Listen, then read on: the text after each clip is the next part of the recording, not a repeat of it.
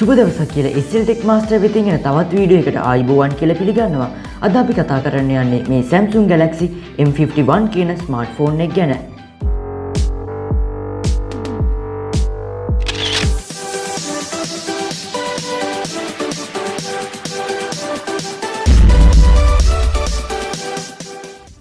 දෙදස් විස්ස අවුරුද්ද අගභාගයේ රිලීස් වුණු මිඩ් රේන්ජ් ෆෝන් අතරින් ප්‍රධාන වශයෙන් හයිලයිට් වුණු ෆෝන් එකක් තමයි මේ Samsung Galaxy M51 කියන ස්මාර්ට්ෆෝන් එක.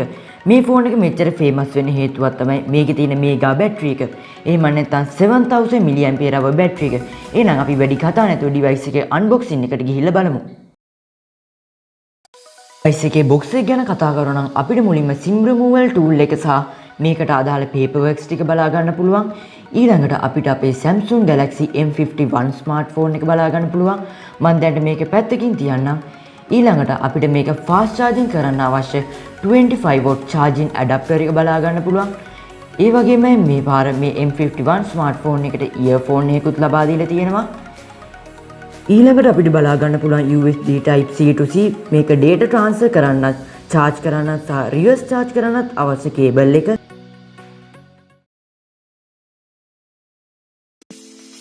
ෆෝන් එකේ ඩිස්ප්ලේ එක ගැන කතා කරනවා නම් අපිට මේ ෆෝන් එකේ බලා ගන්න පුළුවන් අඟල් 6.7ක Super AMOLED Plus ඩිස්ප්ලේ එකක් Full HD resolution එක. ඒ වගේම මේ ෆෝන් එකේ brightness level එක එහෙම ගොඩක් හොඳයි. ඔයාලට outdoor use එකදී කිසිම ප්‍රශ්නයක් එන්නේ නැහැ කියලා recommend කරන්න පුළුවන්. මේ ෆෝන් එකේ ඩිස්ප්ලේ එක Corning Gorilla Glass 3 කියන version එකෙන් protect කරලා තියෙනවා. මම දැන් කතා කරන්න යන්නේ මේ M51 ස්මාර්ට්ෆෝන් එකේ platform එක ගැන. අපිට මේ ෆෝන් එකේ Snapdragon 730G කියන chipset එක බලා ගන්න පුළුවන්. මේක නිසා ඔයාට ගොඩක් හොඳට games full graphics දාලා play කිරීමේ හැකියාවක් තියෙනවා. ඒ වගේම ෆෝන් එක Android 10 මත තමයි base වෙලා තියෙන්නේ. ඒ වගේම Samsung ලගේ One UI 2.5 version එක අපිට මේ ෆෝන් එකේ බලා ගන්න පුළුවන්. ඒ වගේම අපිට මේ ෆෝන් එකේ 8GB කියන RAM version එකෙන් සහ 128GB කියන storage version එකෙන් මිලදී ගන්නත් පුළුවන්. මම දැන් කතා කරන්න යන්නේ මේ ෆෝන් එකේ කැමරා setup එක ගැන. අපිට මේකේ 64 megapixel AI quad camera setup එකක් බලා ගන්න පුළුවන්. මේකේ main lens එක විදිහට 64 megapixel lens එකකුත් 12 megapixel ultra wide lens එකකුත් බලා ගන්න පුළුවන්. ඒ වගේම මේ ෆෝන් එකට 5 megapixel portrait images capture කරන්න dip කැමරාවක් සහ macro shots image කරන්න macro කැමරාවකුත් include කරලා තියෙනවා. ඒ වගේම ෆෝන් එකේ 32 megapixel display එකේ punch hole cutout එකක් විදිහට selfie කැමරාව බලා ගන්න පුළුවන්. මේ selfie කැමරාවෙන් සහ rear කැමරාවෙන් අපිට 4K 30 fps දක්වා shoot කිරීමේ හැකියාවක් තියෙනවා.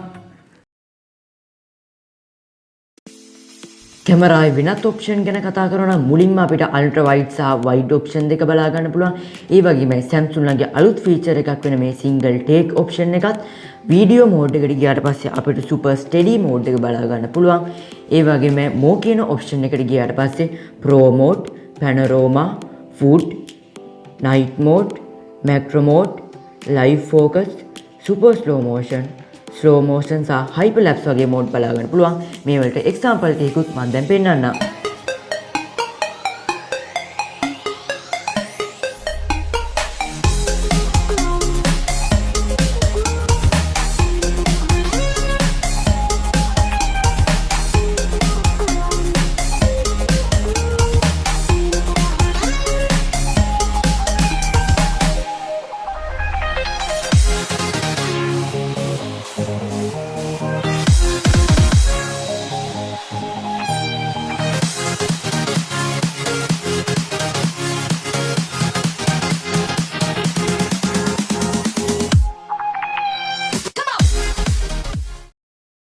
මම දැන් කතා කරන්න යන්නේ මේ ෆෝන් එකේ බැටරි ගැන. මම කලින් කිව්වා වගේ මේ ෆෝන් එක මෙච්චර ෆේමස් වෙන්න හේතුව තමයි මේකේ තියෙන මේ 7000 mAh බැටරි එක. ඒ වගේම ගිය අවුරුද්දේ M31 ස්මාර්ට්ෆෝන් එකේ වෙච්ච ෆෝල්ට් එක මගහැරලා මේගොල්ලෝ මේ ෆෝන් එකට 25 watt fast charging capability එක ලබා දීලා තිනවා. ඒ වගේම මේ ෆෝන් එකට reverse charging option එකක් ලබා දීලා තියෙනවා.